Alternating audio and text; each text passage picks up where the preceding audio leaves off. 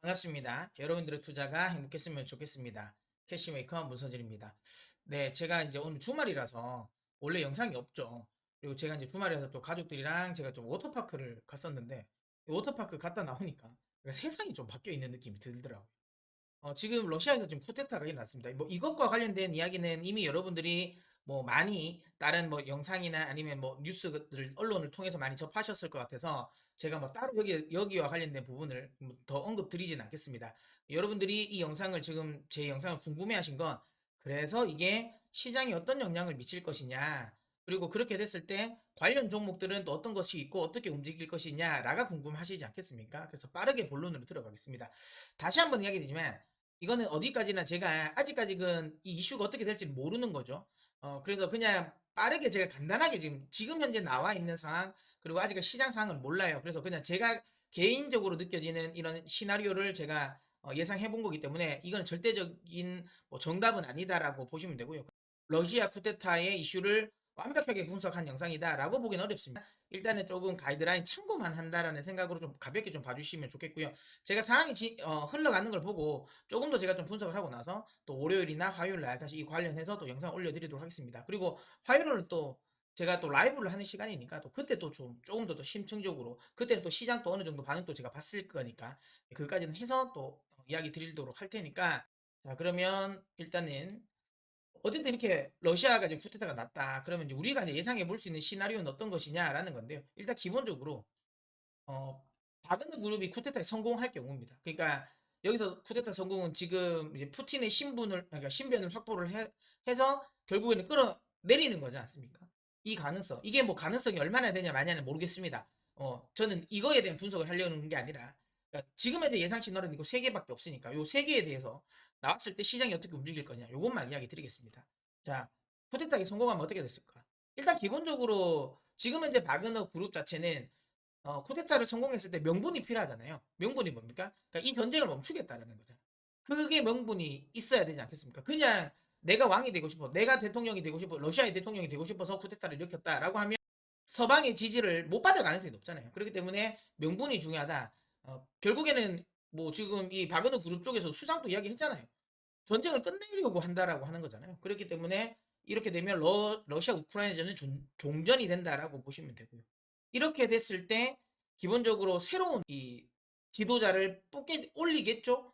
근데 이제 그 지도자는 아무래도 친서방 행보를 보일 수 있는 지도자가 올라올 가능성이 높지 않겠습니까?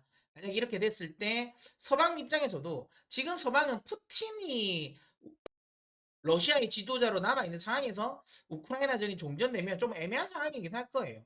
왜냐하면 뭐 러시아 제재를 우크라이나 종전됐다고 해서 바로 풀어주기도 애매하고, 그렇다고 해서 안 풀기에는 최근 들어서 다시 유럽 쪽에서 인플레이션이 다시 좀 상승하는 모습을 좀 보이고 있잖아요. 뭐 이런 것들 때문에 인플레이션 때문에 인플레이션 좀 잡아야 되니까 어쨌든 또 러시아에 또 천연가스를 좀 빨리 좀 수입하고 싶은데 약간 애매한 상황이었을 겁니다.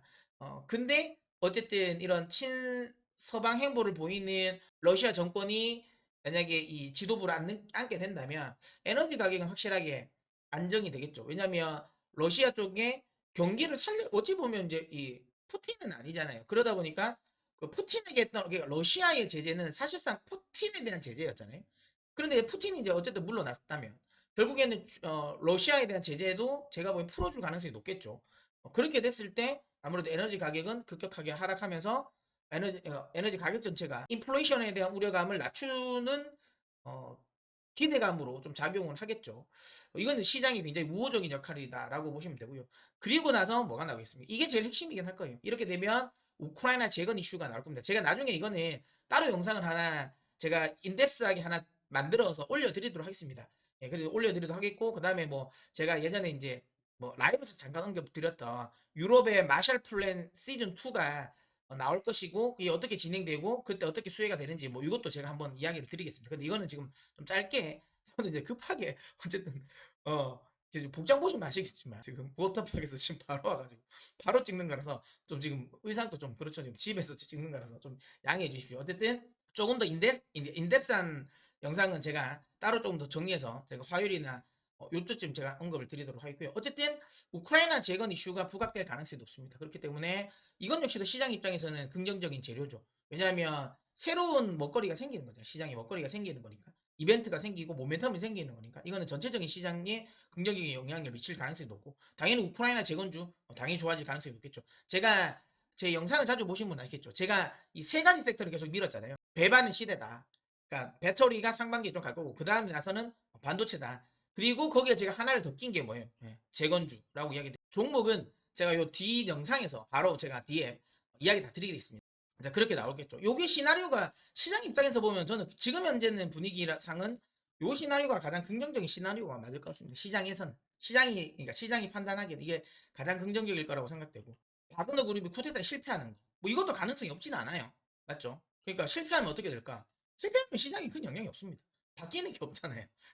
바뀌는 게 없기 때문에 물론 뭐 푸틴의 입지가 조금 흔들릴 수도 있다라고 생각될 수도 있고 오히려 이것 때문에 또 러시아 입장에서는 우크라이나전을 또 장기전으로 끌고 가기는 힘들잖아요. 왜냐하면 또 언제 또 쿠데타가 일어날지 모르니까. 지금 이게 다 바그너 그룹이 지금 시점에서 러시아를 칠 수 있는 게 뭐겠습니까? 이 사람이 뭐 예전 우리나라 뭐 역사 조선시대 역사를 봤겠어요?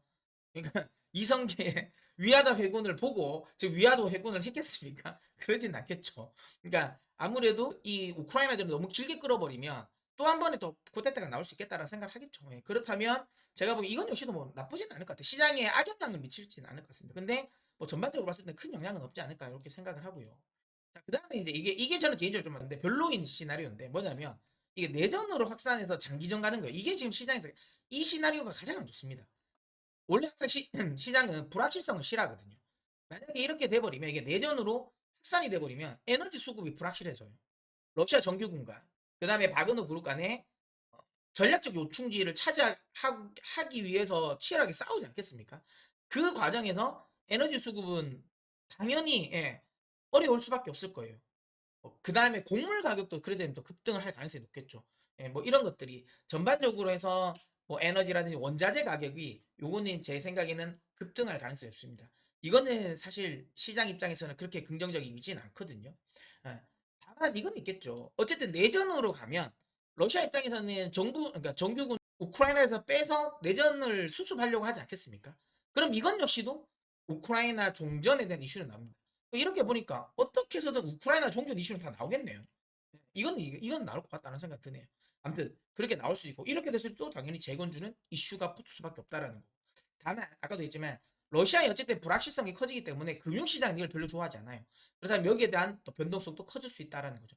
개인적으로는 이 세 가지 시나리오 중에서는 가장 저는 안 좋은 시나리오라고 생각합니다. 근데 이렇게 되진 않지 않을까요? 왜냐하면 바그너 그룹 자체가 뭔가 이렇게 우크라이나 같은 경우가 나라 국가잖아요. 그리고 나름 그래도 군사적으로 강국이긴 하잖아. 그리고 나라기 때문에 서방으로 지원도 받을 수 있잖아. 근데 바그너 그룹은 그게 아니잖아요. 그럼 이거 뭐 우크라이나처럼 뭔가 군사 지원을 받을 수 있을까요? 쉽지 않을 것 같고. 그러니까 얘들 입장에서도 쿠데타를 또 장기적으로 끌고 가게 갔을 때 뭐 성공한 케이스는 없잖아. 대부분은. 그렇다면 얘들도 속도전일 거예요. 그래서 저는 이렇게는 안 나올 것 같긴 하거든요. 이건 안 돼. 3번 시나리오는 안 나올 것 같고 1번 아니면 2번일 것 같아요. 이게 어떻게 나오는지는 모르겠지만 어쨌든 근데 교집합 되는 건 어떤 시나리오든 우크라이나 종전 이슈는 좀 끌고 들어오지 않을까라는 생각이 듭니다. 자, 그러면 만약에 우크라이나 종전 관련 이슈가 나왔을 때 우크라이나 재건 이슈일 때 그럼 수혜주는 어떤 게 있을까? 다시 한번 얘기하지만 이거는 그냥 참고 사항입니다, 여러분. 이게 무조건 이 종목들이 막 급등하고 무조건 이 종목을 투자하고 이러지 마십시오. 여러분들이 제가 이야기를 드리면 주말 동안 한번 공부를 해보세요. 아시겠죠? 월요일날 막 어떤 거 막 상한가 가는 거 막 따라잡고 그러고 이러지는 마시라는 거예요. 일단 미리 공부를 해놓고 준비해 두시라는 겁니다. 그리고 정작 또 주말 동안 별 게 없을 수도 있어요. 월요일날 개장 딱 했는데 아무 변화도 없을 수도 있습니다. 아니면 오히려 하락할 수도 있어요. 이건 몰라. 모르는 상황인 거고. 다만 제가 개인적으로 봤을 때 그냥 시장의 심리상 분명히 재건주는 한 번은 들어주지 않을까라는 생각은 하거든요. 그래서 제가 이제 미리 한번 여러분들 공부 한번 해보시라고 이야기 드리는 겁니다. 이게 지금 종목 추천은 아니에요. 그 여러분들 이런 목록이 있으니까 참고하시라고 이야기 드리는 겁니다. 이야기 드릴게요. 일단 먼저 당연히 굴삭기. 참고로 여러분 건설주는 하지 마세요. 건설주는 테마로서 뭐 삼부토건이라든지 뭐 이런 애들은 움직일 수 있는데 실제로 건설주가 우리나라 건설주가 거기 가서 수혜를 볼 만한 건 없어요. 왜? 우리나라가 우크라이나를 얼마나 도와줬습니까? 물론 많이 도와주긴 했죠. 근데 뭐 유럽보다 더 많이 도와줬어요. 그거 아니거든요. 우크라이나 재건을 하게 된다면 대부분의 관련 주요 프로젝트는 어, 유럽 쪽의 건설사들이 할 겁니다. 그래서 제가 보기에는 물론 뭐 나름의 조금 하청받는 건 있긴 하겠죠. 하지만 저는 그 테마 쪽으로 갈 것 같아요. 건설주는. 어떤 분들 막 시멘트 이런 거 하는데 안 돼요. 시멘트는 근거리 무역이에요. 이거 수출 잘 못합니다. 철강 가는 거 아니냐? 철강도 나름 그래도 좀 근거리 무역이에요. 특수강을 제외하면. 그렇기 때문에 그것까지도 신경 쓰실 필요 없다. 뭐 화학주 좋은 거 아니냐? 화학주 좋아질 수 있겠지만 화학주는 중국형 영향을 훨씬 더 많이 받거든요. 그렇기 때문에 그것도 저는 개인적으로 별로입니다. 그래서 명확하게 러시아 쪽에 수혜가 될 수 있는 종목들만 이야기 드리면 그러니까 우크라이나 재건과 관련된 수혜가 될 수 있는 종목만 이야기 드리면 일단 먼저 굴삭기. 기본적으로 재건을 하기 위해서는 땅을 파야 되지 않겠습니까? 땅을 다져야 되고 그런 거기에 들어가는 건 당연히 굴삭기가 될 가능성이 굴삭기가 무조건 필수죠. 우리나라 굴삭기 대표 종목 HD 현대인프라코어, HD 현대건설기계, 그다음에 진성TC가 있습니다. 요거는 뭐 여러분 제가 설명 안 드려도 다들 아시겠죠. 이것들 다 공부해 보시고요. 자, 그다음에 전력기기. 그러니까 전쟁이 나면 가장 먼저 파괴시키는 게 두 가지잖아요. 전력망과 그다음 통신망. 그러니까 지금 우크라이나는 통신망이랑 그다음 전력망이 엄청나게 많이 그냥 박살이 나 있습니다. 그러면 재건을 할 때 일단 그것부터 우선을 해야 돼요. 특히 전력망, 통신망부터 살려야지 나머지도 할 거 아니에요. 원활하게 나머지들을 재건하기 위해서는. 그래서 이것부터 들어갑니다. 그렇게 따졌을 때 전력기기가 제가 개인적인 생각에는 이게 제일 왓다일 것 같아요. 이게 저는 가장 수혜주라고 생각하거든요. 그러면 이제 전력망을 구축한다라고 했을 때 일단 기본적으로 변압기는 무조건 들어갑니다. 그래서 변압기 관련 쪽은 제가 계속 이야기 드렸잖아요. 전력기기 관련 종목에서는 변압기를 무조건 하나는 좀 가지고 가셔라. 제가 이제 오픈 채팅방에서도 제가 계속 많은 이야기 드렸죠.